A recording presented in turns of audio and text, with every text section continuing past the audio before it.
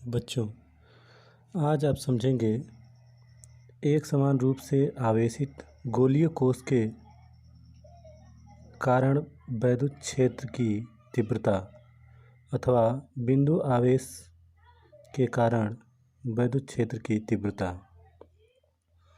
इसमें हम समझेंगे जो एक समान गोलीय कोश है उसके कारण इसके बाहर या इसके भीतर जो वैद्युत क्षेत्र की तीव्रता होगी वो क्या होगी। तो सबसे पहले हम मानते हैं, माना त्रिज्या r की एक बिलगित का मतलब होता है एक सिंगल, अकेला। बिलगित इसका इंग्लिश होता है आइसोलेटेड गोलीय कोश है जिस पर प्लस क्यू आवेश एक समान रूप से वितरित है। इस पर देखिए, ये प्लस क्यू आवेश एक समान रूप से वितरित है सभी जगह पर। हमें इस कोश के बाहर पृष्ठ पर तथा कोश के भीतर वैद्युत क्षेत्र की तीव्रता ज्ञात करनी है। बाहर यहाँ मान लीजिए P डैश है इस पर, और इधर अंदर P डैश है इस पर, और बाहर जो है P है इस पर। हमको वैद्युत क्षेत्र की तीव्रता ज्ञात करनी है। इसमें 2 पॉइंट होता है। पहला है बाह्य बिंदु पर, ये लिखा है बाह्य बिंदु पर। तो सबसे पहला पॉइंट हम बाह्य बिंदु पर निकालेंगे। माना आवेशित कोश के केंद्र O से R दूरी पर एक बिंदु P है। यहाँ पे एक बिंदु P है, ये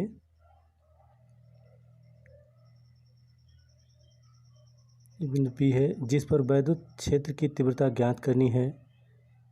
अब इसके लिए बिंदु P से गुजरने वाला त्रिज्या R का संकेंद्री का मतलब कि जो आपका ये गोला है इसी के केंद्र का एक और गोला हम लोग बनाते हैं।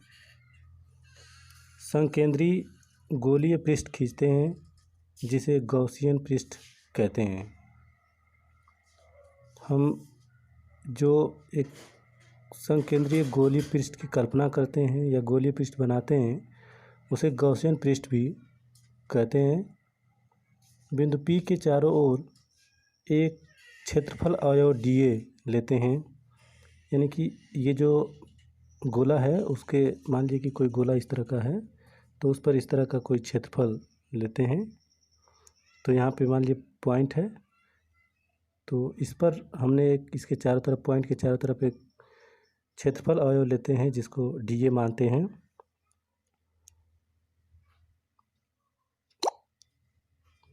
dA लेते हैं, तब dA से होकर जाने वाला वैद्युत फ्लक्स, अगर ये आपका आवेशित है गोला तो इससे इसके चारों तरफ से वैद्युत फ्लक्स निकलेगा। तो वैद्युत फ्लक्स इससे इस क्षेत्रफल से निकलने वाला जो वैद्युत फ्लक्स है वो आपका d phi = E × dA होगा। अब हम इसको वेक्टर के रूप में करेंगे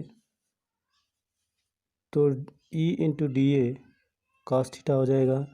थीटा का मान 0 है तो E × dA, अतः संपूर्ण गोलीय पृष्ठ से होकर जाने वाला वैद्युत फ्लक्स, तो पूरे इस पृष्ठ से निकलने वाला इस चारों तरफ से वैद्युत फ्लक्स क्या होगा, हम इसका इंटीग्रेशन करेंगे, गोलीय सरफेस इंटीग्रेशन करेंगे तो phi E = आपका यहाँ पे हम इसका इंटीग्रेशन करेंगे तो d हट जाएगा तो phi E हो जाएगा। अब इसके आगे आपको मिलेगा यहाँ पे vector E × dA = E × dA, और अब इसको लिख सकते हैं E × dA। फिर phi E = E × 4 pi r², क्योंकि जो गोला का पृष्ठ क्षेत्रफल होता है वो आपका 4 pi r² होता है। तो जब इसका इंटीग्रेशन करेंगे dA का तो वो आपको मिलेगा 4 pi r²।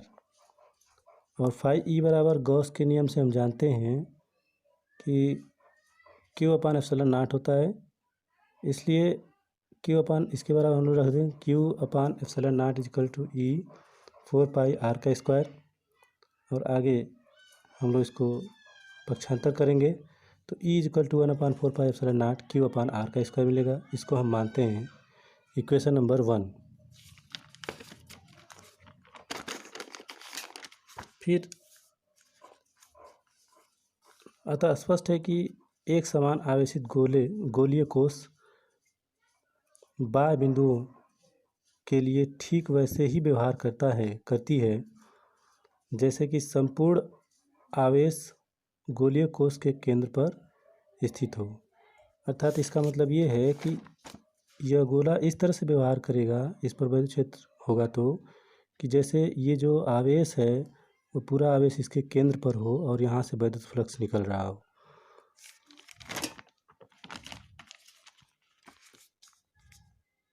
कहती है जैसे कि संपूर्ण आवेश गोलीय कोश के केंद्र पर स्थित हो।